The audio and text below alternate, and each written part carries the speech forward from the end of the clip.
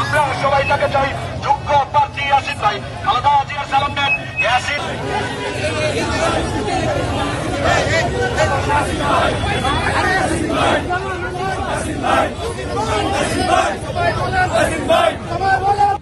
আজকে আমাদের বাদশা মেয়ার বাজার সহ ওই এলাকায় গণসংযোগের কথা ছিল বিকালবেলা।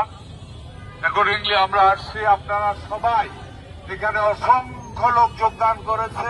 কালকে থেকে সারা এলাকাতে ওয়ার্ডে বা ইউনিয়নের বিভিন্ন ওয়ার্ডে এবং অঞ্চলে আগের মতো গণসংযোগ শুরু হবে। আমি এই 5 সপ্তাহ একত্র আবারও আপনাদেরকে বলে দিচ্ছি, ইনশাআল্লাহ ইনশাআল্লাহ সত্যের হবে।